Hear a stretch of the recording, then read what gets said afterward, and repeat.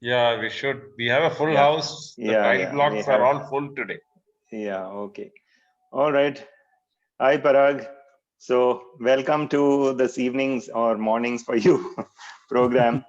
And Parag's a very close and dear friend from school days. So, we were together in school in Pune. And from fourth standard, when he came from Zambia, we have been good friends. And he, even then, in those days, he was like one of the genius guys in the class, the math problems had to be, whether you create a problem or you invent a problem, he'll be there in the midst of it. So obviously, after school, he went to IIT Kharagpur, and from there to the US, University of Southern California. And he got involved in all kinds of computer stuff, which even I can't figure out. But I realized that he's into some interesting stuff when I saw Beowulf and saw the way the computer animation had been done in that. It looked so real and really captivating. So that's how I got introduced and figured out what he's doing. But more than that, I think I'll leave it to him to explain. And welcome, Parag. It'll be great to have you on this show. And all these, I don't think introducing everybody will make sense because you may not remember the names. But please, the show is yours. Carry on. Yeah, Over to good you. evening, guys. Yeah, thank you, Shibu. Whatever Shibu says, one thing he forgot is um, I always copied biology from him in my homework. Yeah, and it's so nice, when a friend of yours whom you spent your whole childhood with, literally sitting next to you in high school, and who's really been a pleasure to who has defined some of the core elements that you carry out with you from high school. When he reaches out to you to speak about anything, it's really a joy. So I hope I can share some of the work I've been doing in my throughout my career, and give you a glimpse of what to expect in the future, in order to just make an engaging discussion from very all of you, I'm sure, are from various experiences, and maybe this can become something more engaging, and we all walk away with like some curiosities. So let me start sharing my screen. Sorry, I haven't yet. Yeah, okay, go ahead. It's green for you, right? Yeah,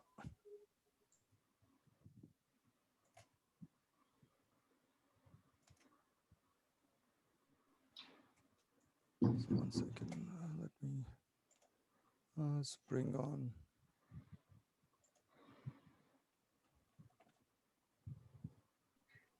Yeah, we Okay, can see you. Yeah, you can see it. yeah. Yes. So I mean, Shibu has already introduced a lot of the stuff that I've done.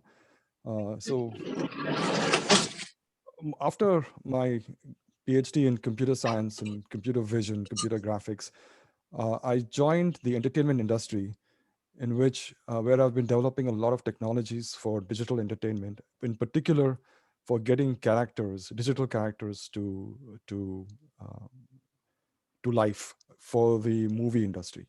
And uh, recently, I've been taking all those technologies to be advanced for a more interactive gaming experiences, where in games you have a lot of characters, and a lot of progress is being is on the verge of and on the verge to be made for interactive characters. So let me start by posing a question to you guys. I'm going to show you.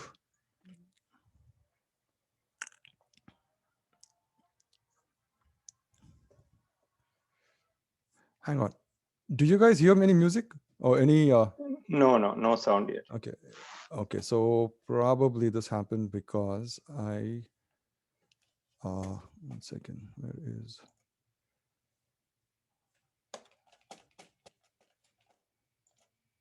Let me share it again. I always forget that when you share your screen, you have to share it with your.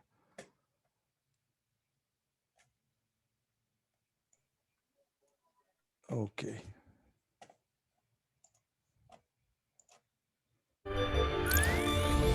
Yeah, it's on.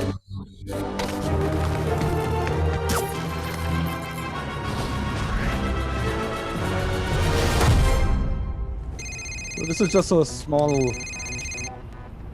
bit of videos just to get you interested in seeing what the final product is. Organic, got it.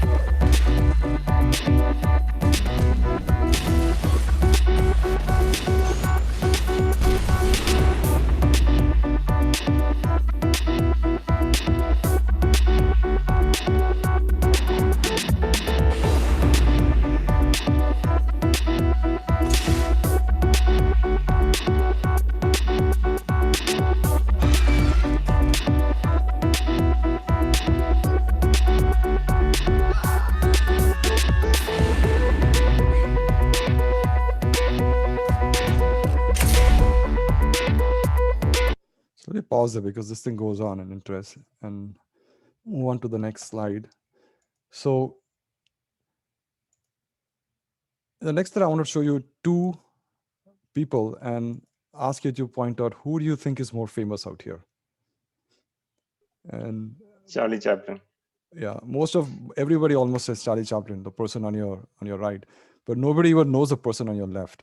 And in fact, if you get some historians in a room, there'll be a nice classical debate as to whose contributions were more important, because the person on the right is Charlie Chaplin, one of the most famous artists of the 20th century. The person on the left is William Dunlap, who is the most famous artist of the 19th century.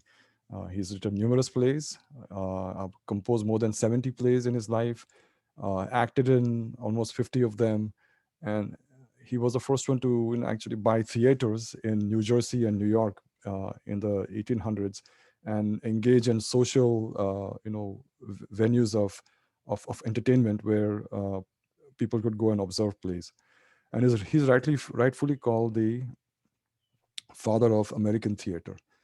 But yet we don't know him, and that's because of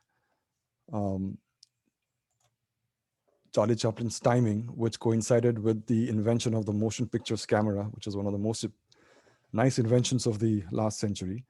And through this, he captured himself and was able to project himself onto screens in distance away from where he was, and also in time, so that we now still can see him.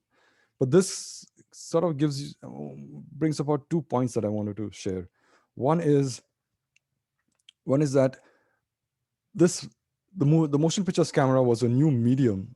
The video was a new medium invented then, and it still goes on today. But we are on the verge of mediums changing into more different kinds, like virtual reality, for example, or even holography, which is going to take off soon. And because Charlie Chaplin cannot be captured into holography, he'll probably suffer the same fate as the person on the left, because he will, his legacy will not carry on in that sense. And the other aspect of this is, the invention of the motion pictures camera was done in 1920, where the way it was used was just plop it in front of a play happening, or an act happening, and then project that onto a screen. And it's taken about 100 years of evolution, revolution, and inventions from a lot of technologists as well as creative artists to use the camera in a way we see movies today, from the point of view of how it moves, how it's edited, how it's cut in, how it's even with the recent computer graphics, how we can get virtual cameras to create all your storytelling effects. And so these are some of the things that I wanted to get into. But ultimately, whether it's telling a story, or whether it's an interactive game, always at the center of this is the character. The character is always center of all these emotional experiences, and one of the central things about the character is the actor, because the actor is going to come about playing this this character by through his acting, his his expressions and so on. And for this emotional engagement, faces are then one of the most important means of communication for that emotional experience. And faces are so important that it was fascinating for me to understand the history of how, or the evolution of how, what a face actually means from a very mathematical or engineering perspective. You can, I think of it as a multi-channel signaling device, but from a biological perspective we know a lot more. From a neurological perspective we know a lot more. And in fact, it's 8 o'clock in the evening for you guys, towards the end of your day, but I'm sure that you must have seen your face in the mirror so many times, just because you know how important it is for you to communicate, uh, because that's you, that's who you are, right? And so in this storytelling experience, or in this theatrical experiences now, when actors are going digital, right, then digital faces become a very crucial point of uh, of creation, of animation, and of conveying those emotional experiences. Um, One of the things that got me into this industry was watching movies like uh, Jurassic Park or Back to the Future when I was young. Uh, and a central changing point was this movie, Lord of the Rings, and I'm sure some of you have seen it. The main highlight of this movie was a digital character played by Gollum, uh, and this was the first time in the history of cinema making that a digital character held so much screen time that it became apparent that this is going to be one way that entertainment is going to take place, is going to just shape the next few the future of from then. And so uh, back then I was, we were convinced that there will be a lot more projects, and surely there were. Like, there was Steven Spielberg, the Steven Spielbergs, or the James Cameron coming and knocking on the doors of studios out here where they required solutions to create all these digital characters. Now, in this was quite a classical like example, but the cost of creating all this was so high and so expensive that it needed to be somehow proceduralized and maybe computationally made easier, so that it was a much more doable process. But creating a digital face, whether it's cartoony or real, is one of the most hardest problems in computer graphics, because these faces are actually represented by three-dimensional polygons with vertices, and they have an underlying structure that we use for them, which is also evolved through a process called rigging, which is which has gone in many ways. They've gone in anatomically correct measures, with muscles and skulls, and fatty tissues and so on and so forth, that are actually used towards simulating and animating these faces. Um, but as you get closer and closer towards realism, you realize that this is much harder to do, because there is something called the uncanny valley, which, if you don't get it right, it looks just plain wrong. And today we have really come to a place where this can be done. It is expensive. It's being used in a lot of movies. It is it is procedural in many ways, and it is also artistic in many ways. And so I wanted to give you a example of how it all began, what was developed, where we are, and how it's going to carry on into the future. So, most of the technologies that my group of colleagues and I have pioneered have been used in a variety of movie projects that you see out here. Um, but when it all began, it began through a process we call performance capture. And this is a cartoony rendition, but it evolved into a very finer process for realistic faces. So what you're going to see out here is actors acting. These are kids who are directed by directors. So on these little screens, you'll see them acting. What they are wearing is some kind of markers, which are called motion capture markers, which are surrounded by cameras, and we are actually extracting um, some information of how these things are moving. Like, and the idea is to have a system that can analyze all that data and procedurally and automatically transfer that onto a digital character.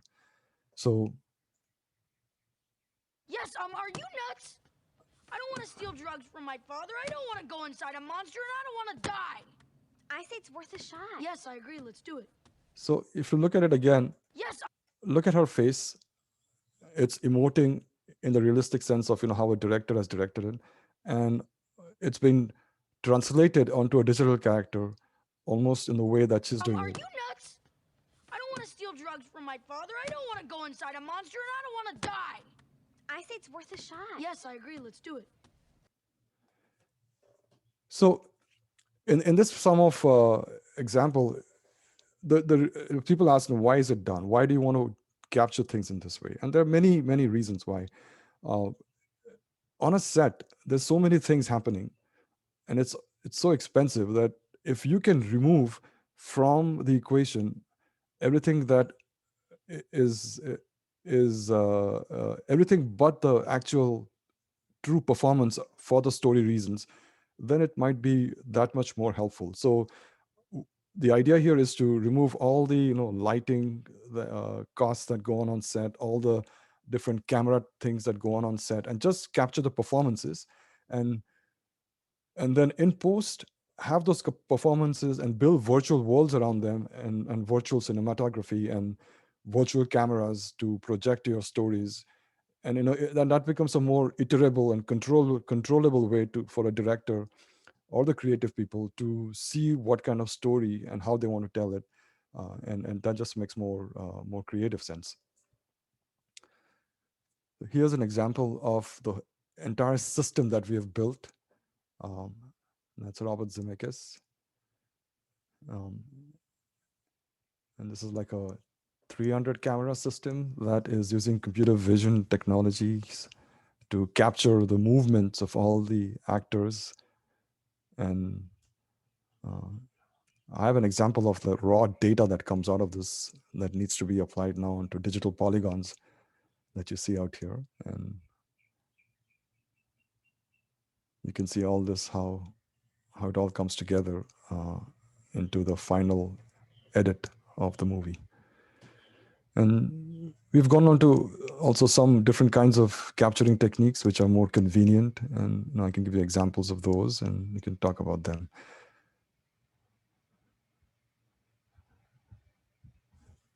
Right.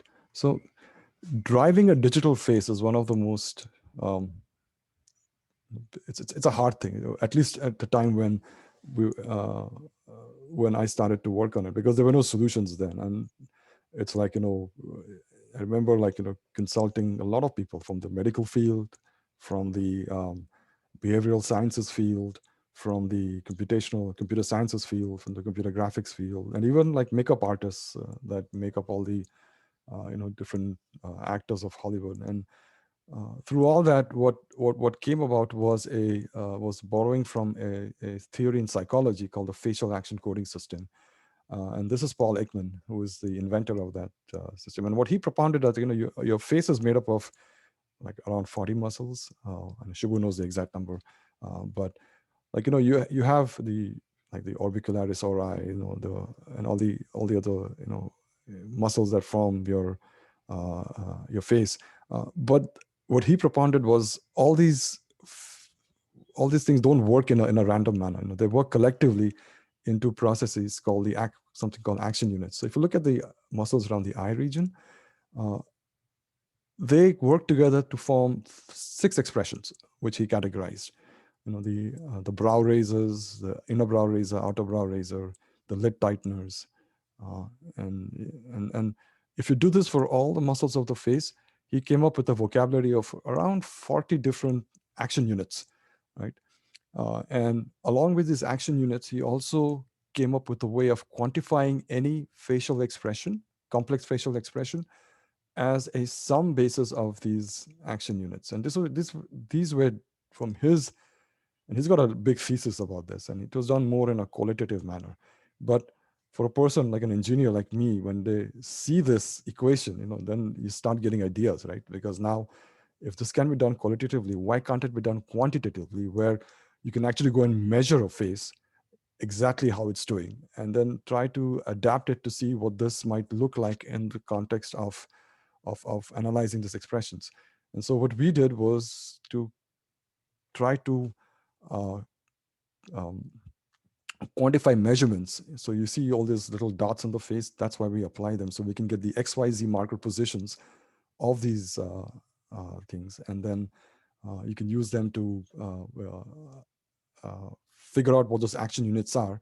And then, just as in a way, this complex expression that comes in, you can break it down mathematically into really linear algebra to come up with like what these expressions are, or what the solution should be. So given a complex expression, I know how that complex expression is being built up on through some measured expressions of the actor.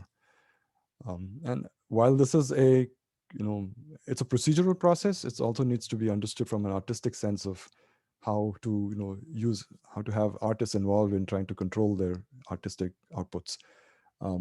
So in this system, we have a bunch of expressions that we capture, and all of those expressions have their corresponding targets on the digital character.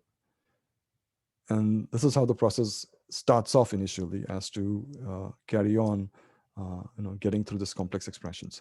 So on any movie project where an actor had to be digital, or had to have the digital counterparts, we would go and capture the actor or the actress in all the different facial action unit positions, and get three-dimensional XYZ highly calibrated information.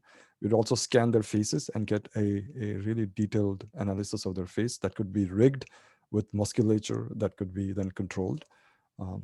And here is an example of a procedural process that's driving a cartoony character as well as a more realistic looking face. And this is all happening on its own.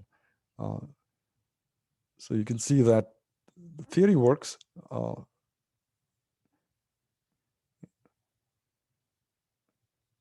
So it should be possible now to drive digital characters.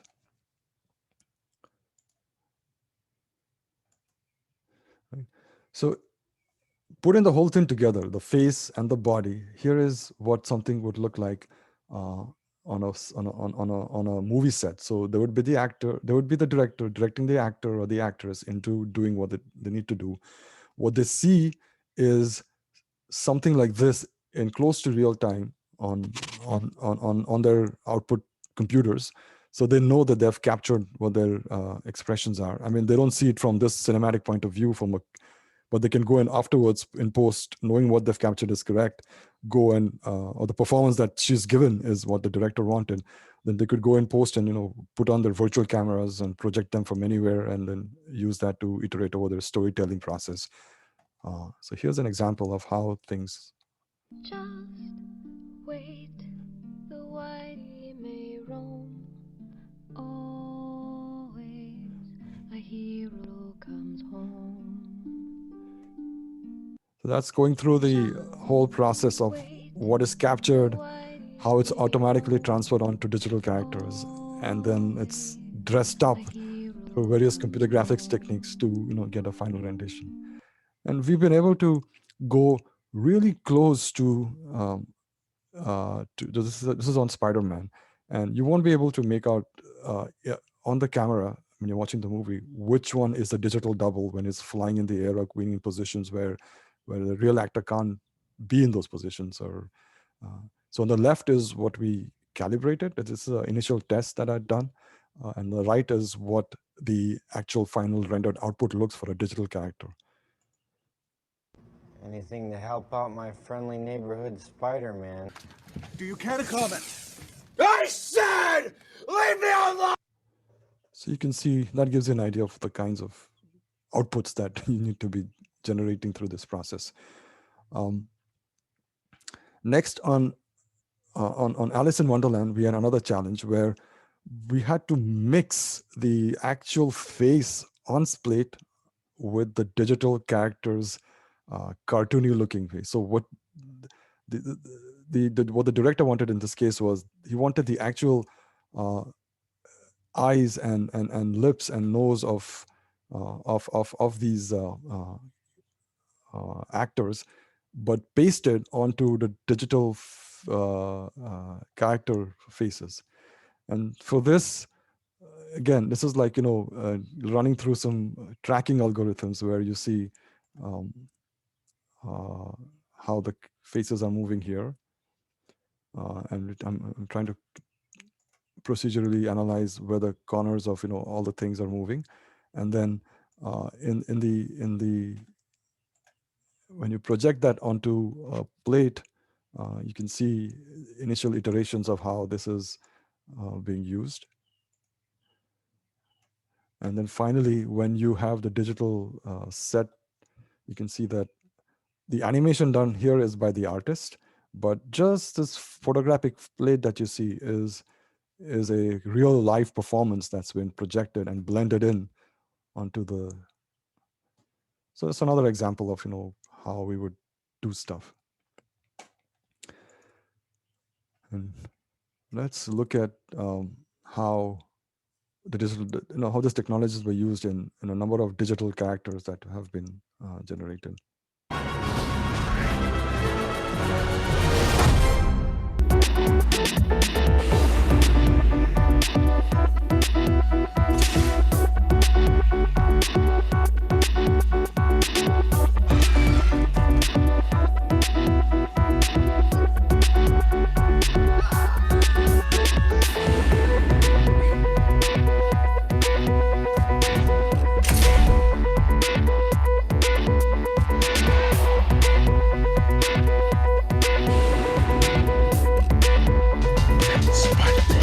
So virtually all those faces that you saw animating were all not real. They're all digital. So this is where we are today. Let's take a look at what you might expect in the next few. So I have no results out here. I'm going to just talk about some trends that I see that people are working on in different research departments at universities, also at the mostly in the industry, also at our research labs. And what you see is there are advances in computer graphics hardwares and graphical processing units, which makes rendering or creating these images more and more in real time. I mean, right now, for a theatrical movie, each frame or each image that's generated probably takes around 6 to 10 hours to generate. And if you have 24 frames per second, you can do the math and see, how much time that would take for a 1.5 hour movie or a 2 hour movie, which is not plausible if you want to make it in real time. But with like these advances, you can have real-time game engines that make this 4K resolution imagery possible.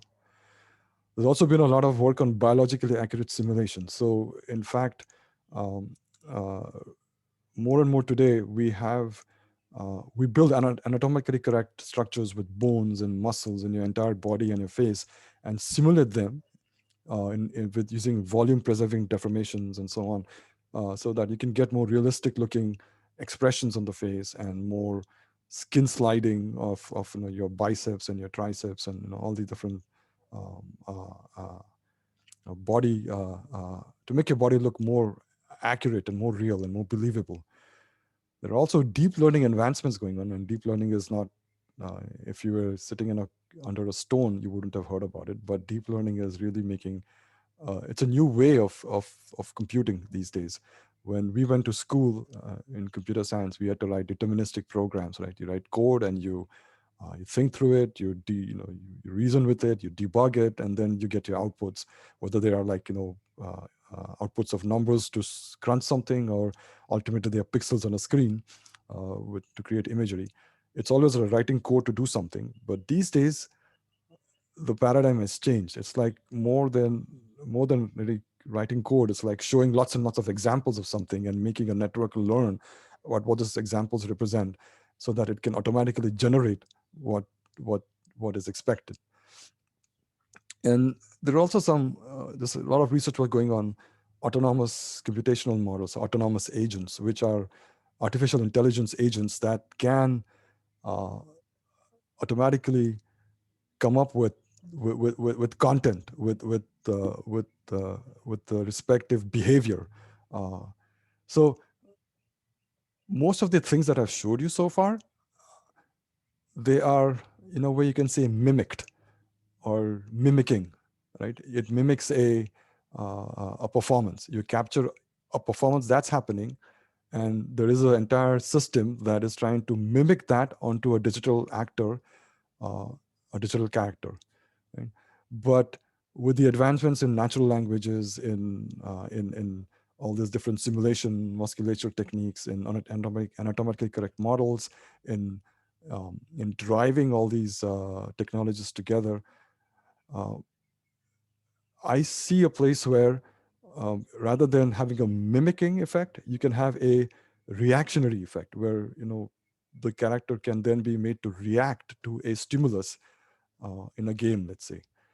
And given the large personalization that all of us have been putting up on our social media like Facebook, um, Instagram, and the way what your likes, your dislikes, and the comments that you put in, pretty soon, and not in possibly in a far distant future, we will be able to have this digital character actually personify the person.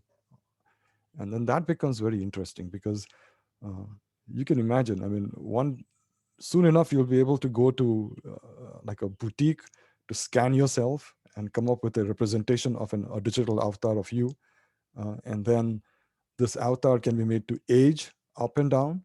It can be made to mimic an animation. It can be made to possibly in the future generate its own animation. And so just extending from this, maybe like 50, 60, 70 years from today, you should be able to have a digital representation of you that can talk to your descendants long after you're gone in a way that they're talking to you. And then that becomes a digital life, a metaverse that can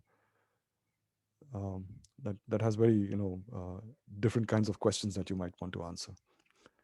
So with that, let's maybe start with questions. Mind-blowing Oh, stuff. Parag, awesome. Yeah, amazing. I mean, what you have done so far is itself phenomenal, but what you're projecting is Mind-blowing. mind-blowing. Yeah. So, yeah, over to the rest of the gang, and then we'll come back for some more things. I've got one question, but I'll wait till the end. Let's have, I mean, please feel free to ask, and I'll try my best to. Okay, let me start off. You know what this set me off thinking? The way you're, first of all, how do you make it look so realistic? Is it all computer? Like, does a computer do everything, or is there some human which is, touching up and creating some picture, or is it just like automatically you scan something and then everything just automatically appears? Is that what happens, or is there somebody, artistically drawing something? And say Angelina Jolie is you beautifully shown there. It looks real. So how is she like that? So there is a big manual process involved. Like in the creation of the digital character, you have to create the polygonal model. You have to put bones in there. You have to rig it up properly, with musculature so that it's ready to move, right? Once it's ready to move, it can be procedurally animated using some of the techniques that you just saw out here, or it can be animated by an artist, right? But more often than not, it's going to be a mixture of the two, because there has to be some artistic input into what the performance should be. So it's not completely procedural in that sense. But once the animations are created, and all the skin models and all the lighting models, which we now know, the final imagery of rendering that can be automated to a great extent. mean, there are going to be lighters who are iterating on, oh yeah, you know what, I want to put the lights here and move them here because I want to have that shadow effect on her when she's angry or when she's speaking, just to give that kind of creative direction. But the actual generation of pixels that you see on the screen, then that's all, you know, that's all computers at work. Parag, Yeah. some of us many years ago in the advertising industry, animation began with cell animation, which was very basic. But what I want to know is in the kind of stuff that you're doing now, if I had character, you talked about somebody directing an actor and then capturing that and turning it into a digital character. But if you had digital characters of the kind that sometimes Disney shows up, let's take the movie Frozen. So would you believe the similar thing is being done there, or are there instances of animation where you don't direct an actual actor and then transform to a digital character? So there are, at Disney specifically, they don't do it because they believe in a very squash and stretch style of animation. Okay. So they want to have like more animated controls, but that doesn't preclude someone from experimenting into ways in which this can be made more procedural, or more like, you know, get them 80% there and then, you know, have the, because more cost effective. And the styles of animation, so if you watch some of the movies on which this was used, like Tintin, if you watch Tintin, or if you watched Monster House, these are the ways which are cartoony characters, but they have been generated, the animations have been generated through a procedural process, influenced by a procedural process of capture that I've said. And that kind of look and is very different than the Disney looks, and both have a place. Ultimately, it's what, you know, what the storytelling process is about, is to be about. Parag, you mentioned cost. Strikes me that you get Angelina Jolie and she does all the, you know, she's wired up and you capture her expressions and emotions. And then there is the digitization and the production cost. Doesn't the cost actually go up, get duplicated? So if you're thinking about doing this for a 5-minute movie,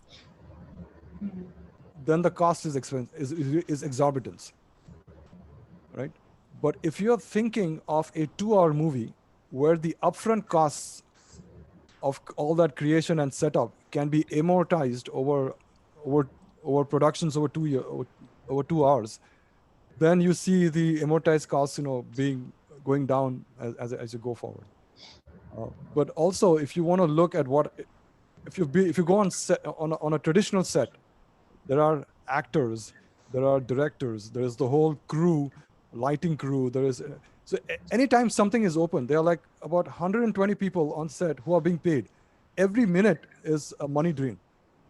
So instead, in this setup, what happens is you have fewer people on set, just the people necessary, because there's no lighting happening, there is no on-set dressing happening, there's no set constructions that is happening, right? All that has been done virtually afterwards, right? And those processes are yes, they're expensive, but they are scalable.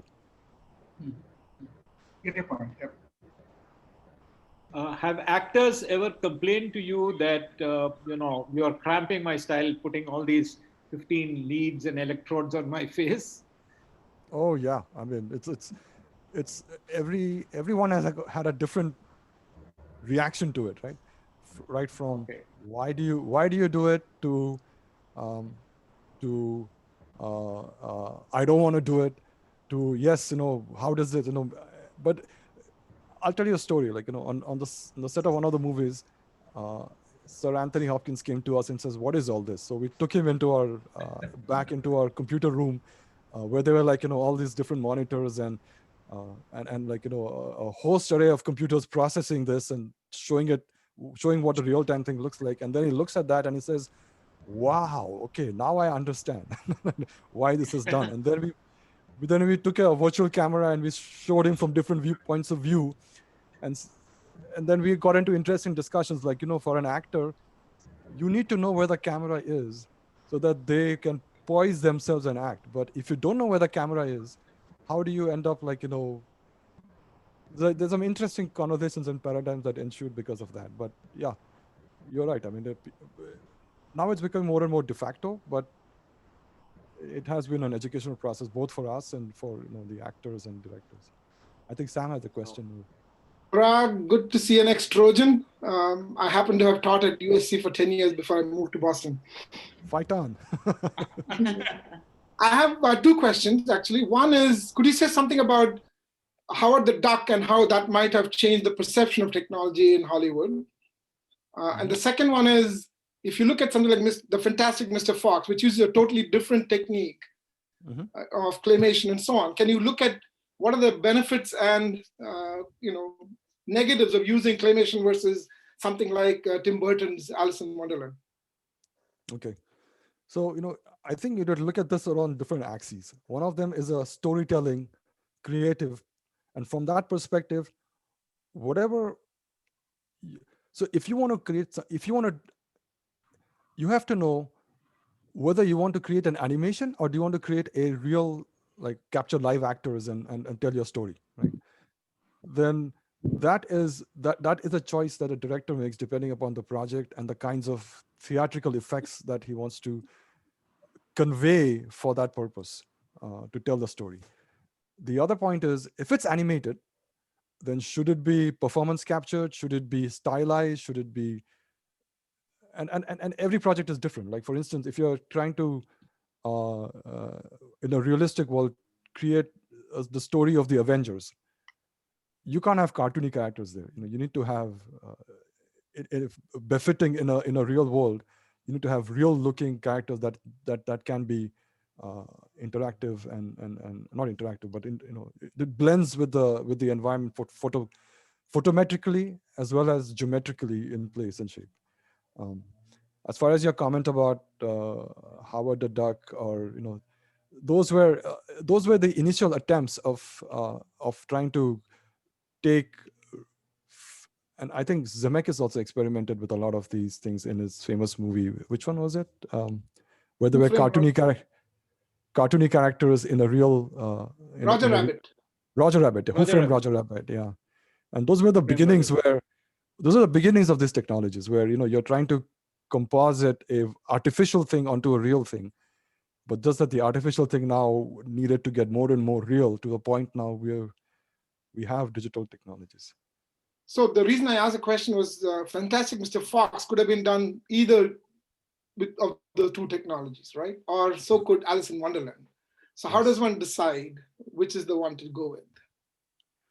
That is a question for the director or the creative portion of it, right? I mean, yeah, I mean that's something that's a very and normally the financiers and the producers are going to ask a lot of questions about that, because that ultimately dictates the cost. So ultimately the creative vision that might drive it and the financing that you can get for it. Yeah, the creative vision is always in fact, in all this time, what I've learned is the creative vision is always influencing the direction in which the technology should be built, and vice versa. The technology is built, go and influence creatives into more. And as you pointed out, Tim Burton has a unique vision, so does Wes Anderson. So that's why you see those visions come through in those projects, I think. Yeah, so does James Cameron. I mean, those guys are just. Yeah. So what did you teach at the USC, Sam? I was at the Marshall School. Oh, business. yeah. Nice. I left in 1990. Go ahead, Murli. I left in 2000. 2000. Yeah, so you were talking about the actors appreciating it. Have they ever given you, have they ever told you that there's positive feedback, that it improves their acting skills to see themselves in this form, that they get actually getting feedback when they see themselves in real time almost on film? Yes, I mean, it's been a learning process for them, right? And more than the act, I think it has to be it's been a more of a combined effect between the director getting the performance that he or she needs, versus like, the actors seeing, you can go back easily and say, look, this is what's coming through. And I want you to be more emphatic in this direction or in that. And pretty much what's going to happen soon enough is, if you can virtually light your scene also on set, you can see that, where the lighting is, where it's just going to improve in terms of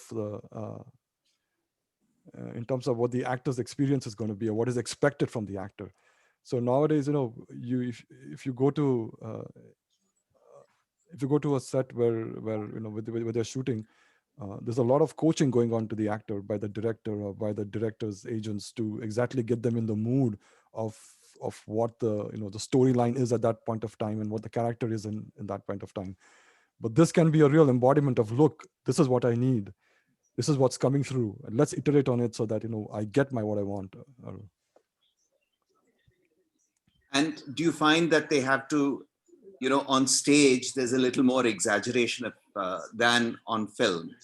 So is that needed when you do this kind of, do they have to slightly exaggerate their expressions? Yeah, always. Actually, when we go to calibrate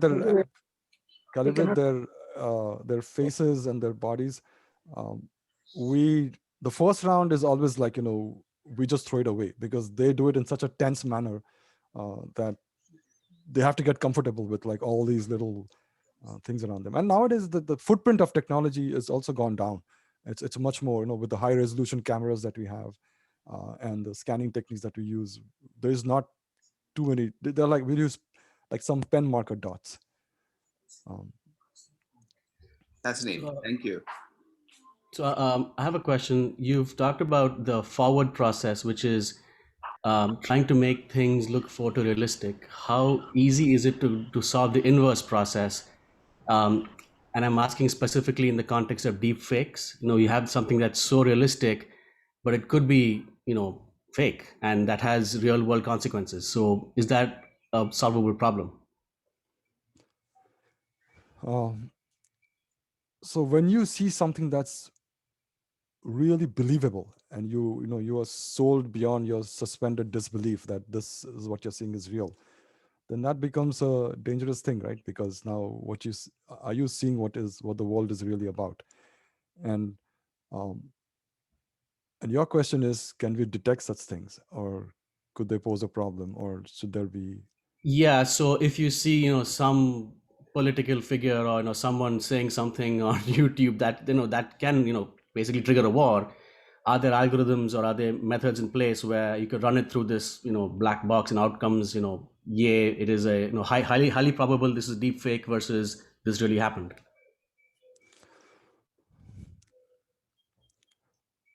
I mean, right now you probably can, but if you just project it like this into the future, which how GANs work, generative adversarial networks. Yeah, that's kind of what I'm thinking of. Exactly. How they compare the generated output to the actual output to make sure that they get that the errors get so close that it's perceptibly not possible. I'm afraid that that's going to happen, and you should be able to. And that's the goal. The goal is like you should not be able to tell the difference. And if that's the goal you're going for, then the only way I can think about this is like having some digital signatures that they're not perceptually everything is the same, but then digitally when you're creating them, you can insert something to say that this is real because it's me, and the other one is. So you go the reverse way. When you create digital deep fakes, that's going to go out. But when you capture the real you speaking, you insert a digital signature that says this is true. And so that way the authentication can be done by the person who's created it. I would ask one question. See, once you get a set of all these expressions, you don't need to actor again for even another movie. That is true. The whole set of expressions are there, so you can reproduce them. So I find one day it is going to be no actors. Only the digital characters will be there.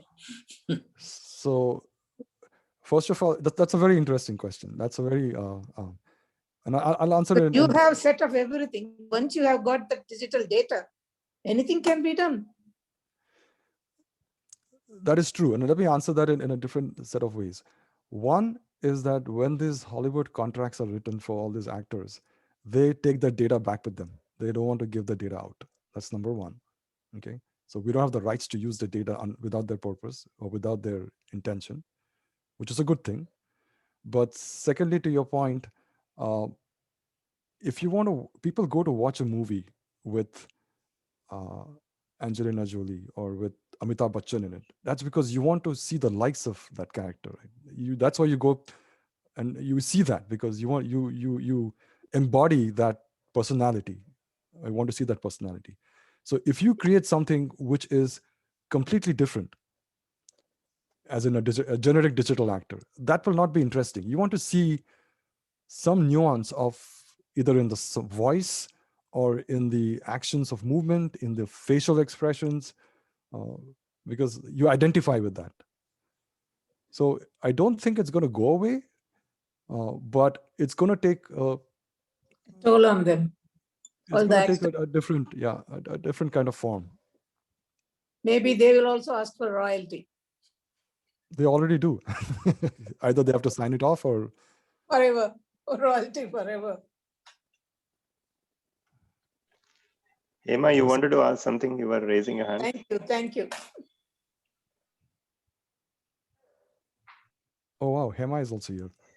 Hi, Hema. You're muted. Hema, you're muted.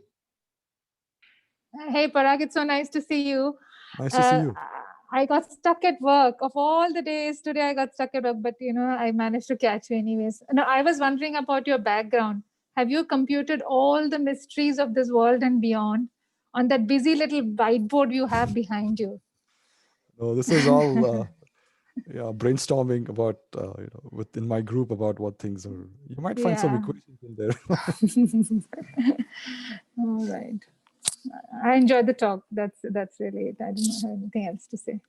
Oh yes, especially the anecdote about in later years there'll be an avatar of mine that can talk to my descendants. Wow, you're giving people like me hope. So Parag, another question? Okay, Rudy, go ahead. Rudy, go ahead. You were asking. Yeah. Hi, Parag. It was great to listen to that.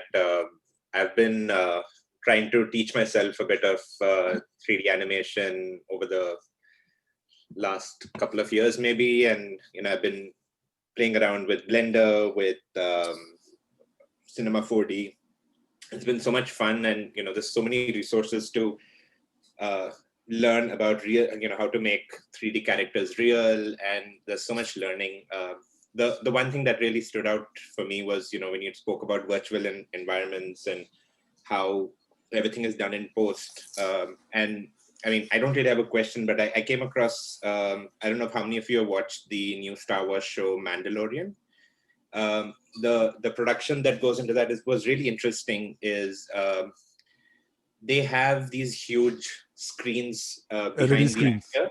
Yeah, and they're projecting backgrounds on that. And so it's a different way of creating that world, which is not entirely done in post. There is something for the actor to play off at during his performance with those large screens. But yeah, I just thought it was super interesting because I think it gives the actor a little more to interact with and to know what he's dealing with rather than just the green screen behind him. So yeah, but yeah, really enjoyed the talk. It was awesome. Yeah. I mean, Mandalorian has yet again transformed the way traditional ways traditional workflows are done. Yeah. Judging from some of the questions, and since I see at least one doctor or two doctors here, let me share something that we had experimented with some time ago, which is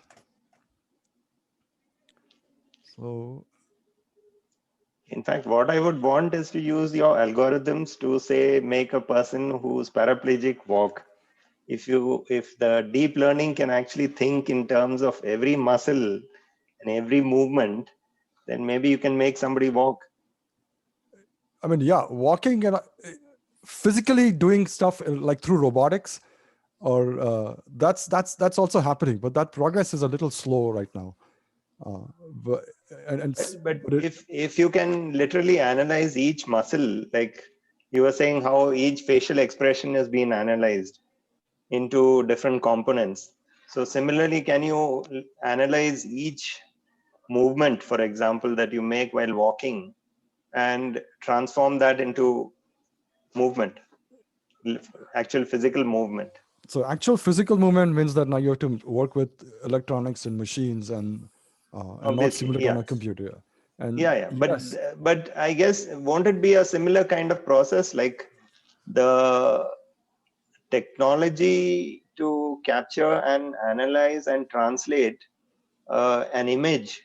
If that same thing can be put into a robotic device, can it not walk and maybe climb up like Spider-Man? We have the technical know-how to do that, but then when you go into the real world, it's like the complexities are just that much more, right? Because there is the physics of actual movement to be gravity is there. There's gravity to fight. There is yeah. Anyway, based on some of the questions, can you guys see my screen? Yes. So this is some experimentation I'd done some time ago with trying to. I got this up because of the deep fakes questions that also came up, and some of the questions in the chat. One thing that really sells a face is the way the eyes move, and that's very hard to It's not yet. We are not seeing anything except you haven't yet started it, I think. No, I haven't started it yet. Yeah. So here's a way of capturing real eye movements and translating that into digital characters.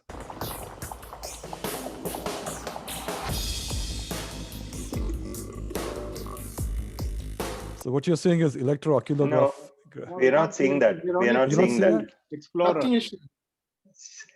Okay, hang on. Maybe I shared the wrong screen. Screen one.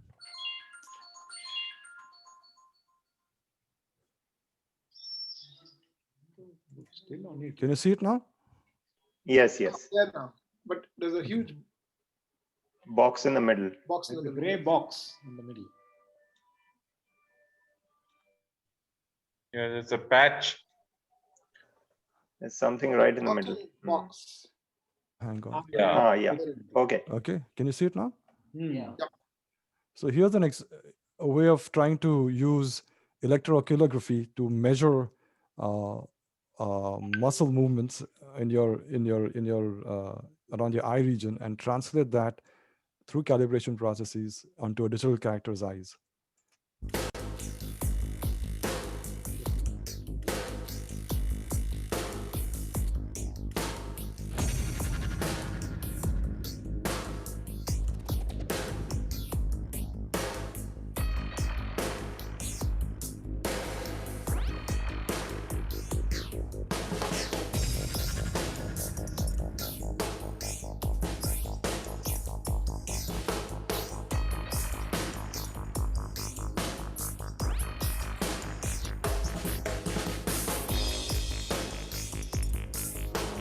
Yeah, I mean, the video goes on for some time, but it shows you how procedurally we can take eye motions and put them also into. Yeah. So this what? So maybe you can actually do. You should work on that actually. How to I mean, if they can make a robo work on territory which they don't know, say on Mars, maybe they can make it work on on Earth in more controlled, at least in a room. Yeah. Sam, you want to ask something? Yeah, that was so amazing, I really enjoyed that greatly. I wanted to ask a question. Obviously, you're doing a lot of this image capture and translation in a manual process, and hopefully deep learning techniques will automate that capture and translation. So do you think, because I saw recently, I think it's a old video about capturing somebody's dance movements and make them look like a professional dancer in video. So the kind of line between reality and fake is going to be very blurred very soon if AI do all this translation process, isn't it? Yeah, I mean, I can see, taking a face and putting it onto Michael Jackson doing the Thriller dance, and it'll be like a video where it's you dancing like that, and it's. So why do you think holography hasn't caught on as much? Because it was talked about in the 90s, but it's still not become as popular. Why is that? No, it is. I mean, it's still in the research labs, and I have seen renditions of holography where you can see 3D holograms.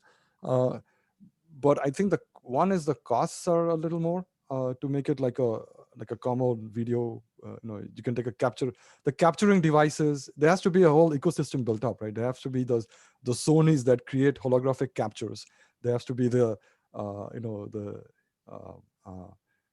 television manufacturers. In fact, there has to be the hologram rendition things. And in future, it's bound to happen. But yeah, I mean, it's more of a cost versus the technology is getting mature. It will be a cost versus how adoption goes on, and that will take another like 10 years, I think. So would you classify yourself as an artist? I think you're an artist as well, isn't it? Because you are contributing, you are making this art come true, isn't it? I would love to call myself an artist, but unfortunately, I don't have that level of respect from. I've seen much better, but it is interesting to see how through all this, what I've learned is the role that technology plays in the arts, and it's very humbling to see that, because ultimately, I think, as a society, as a race, as human beings, it's the art side and the creative side that has really driven us forward, and in turn has influenced technologies. But yeah, so I certainly cannot call myself. Just an observation, Parag, for a mathematician, as a graduate mathematician who went and spent 40 years in advertising, I have borne the cross of trying to constantly resolve this art versus science. And I think your lecture today is the ultimate meeting of science and art. I'm glad you look at it that way. So Parag, I have one question. You mentioned virtual reality in passing. Can you say something about some important projects that are happening in virtual reality, and when will we see some of the fruits of that coming soon? So, okay, I can say a lot out here. So virtual reality as a technology is already there. You can put on virtual glasses and enjoy it. Oculus. And yeah, like Oculus and HTC Vive. And the main difference in this thing is taking all the computer graphics or whatever you're generating and putting it up close and personal to your eyes. So that intimacy begs more immersion that happens. However, I want to draw a parallel with what happened with the video camera, the motion pictures camera, and virtual reality today. When motion pictures came out, I think I mentioned that the way they were used it is just put it down, observe a play, and project it. Like there was no movement of the camera. There's this whole language that has developed about how to tell a story with a picture has evolved, taken 100 years to evolve. In the same way, if you look at virtual reality, they're doing the same thing. They're taking whatever movies are being created and putting them onto your virtual sets and allowing you to explore. And that's not, and the language has to be different. So over time, I think. Yeah, at the Babson, there was a group that did scenes of Hamlet with virtual reality. So it's a 360-degree camera, and I happened to see a few scenes of that. And it's where you can look on the other side, you will see, Ophelia on one side, you will see Claudius and Gertrude on the other side. So it's an interesting idea, but I only saw about 5 minutes of it. So I was curious on whether there are other projects that are doing this for plays and for movies. No, there are a lot of like entertainment experiences that you can go through, in this virtual setup. And there are some commercial ones that are there, but they are only like 5-10 minutes long. it's still more of a wow, look at this. It's not like let's enjoy this as we enjoy videos today or storytelling today, but I'm sure it'll evolve.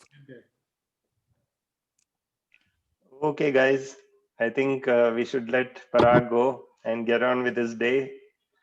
Thank you so much, Parag, for joining us. It was like phenomenal listening to you. Thank you very much. Thank you. And let's hope we can get together in real time sometime soon. Okay. All right. Are you going to do some cycling today, or what's your plan? My plan is to first go and now make another pot of tea for my wife. Okay. Get on with that. Okay. Bye. Have a good day. Bye, guys. Good night. Bye. Bye. Bye.